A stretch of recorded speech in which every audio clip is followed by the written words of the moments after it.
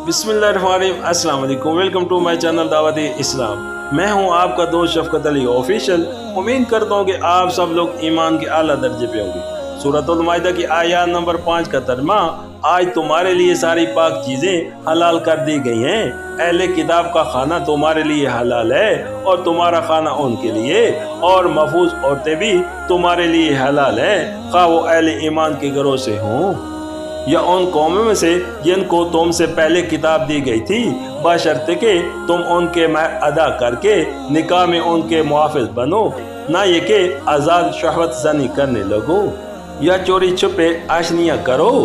और जो किसी ने ईमान की रविश पर चलने से इनकार किया तो उसका सारा कारनामा जिंदगी ज़ाया हो जाएगा और वो आखिरत में दिवालिया होगा। सूरतुल माइदा आयत नंबर 21। अहले किताब के खाने में उनका ज़बिया भी शामिल है। हमारे लिए उनका और उनके लिए हमारा खाना हलाल होने का मतलब ये है कि हमारे और उनके दरमियान खाने पीने में कोई रुकावट और कोई छूट छाट नहीं है। हम उनके साथ खा सकते हैं और वो हमारे साथ, लेकिन ये आम इजाज़त देने से पहले इस फिक्रे का आदा फरमा दिया गया कि तुम्हारे लिए पाक चीज़ें हलाल कर दी गई हैं। इससे मालूम हुआ कि अहले किताब अगर पाकी और तहारत के उन कवानीन की पाबंदी न करें जो शरीयत के नुक्ता नज़र से ज़रूरी हैं, या अगर उनके खाने में हराम चीज़ें शामिल हों तो उससे परहेज़ करना चाहिए। मसलन अगर वो खुदा का नाम लिए बगैर किसी जानवर को ज़िबा करे या उस पर खुदा के सिवा किसी और का नाम ले तो उसे खाना हमारे लिए जायज़ नहीं।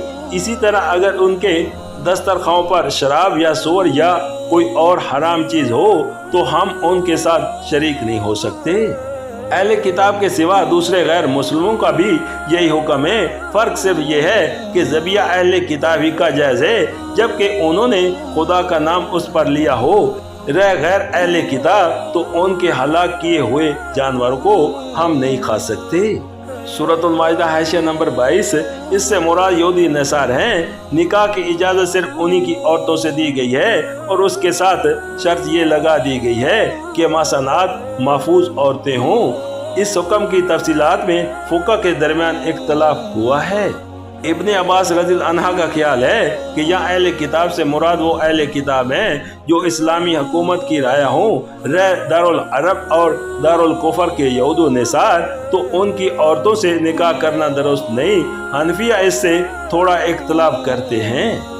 उनके नज़दीक बैरूनी ममालिक के अहले किताब की औरतों से निकाह करना हराम तो नहीं मगर मकरूह ज़रूर है। बाखिला उसके साद बिन मसीब रहमतुल्लाह अलैह और हसन बसरी रहमतुल्लाह इसके क़ैल हैं कि ये आयत अपने हुक्म में आम है, लिहाजा ज़िम्मी और गैर ज़िम्मी में फ़र्क करने की ज़रूरत नहीं। फिर मसनात के मफ़हूम में भी फुक़हा के दरमियान इख्तलाफ है।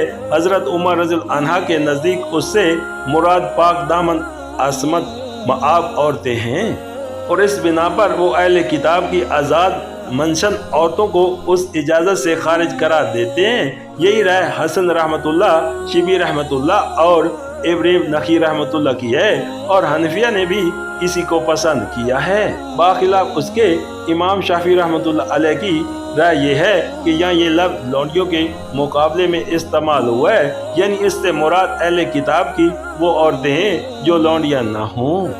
सूरतुल माइदा आयत नंबर 23। अहले किताब की औरतों से निकाह की इजाज़त देने के बाद ये फ़िक्रा इसलिए तनबिया के तौर पर इरशाद फरमाया गया है कि जो शख्स इस इजाज़त से फ़ायदा उठाए वो अपने ईमान और इखलाक की तरफ से होशियार रहे।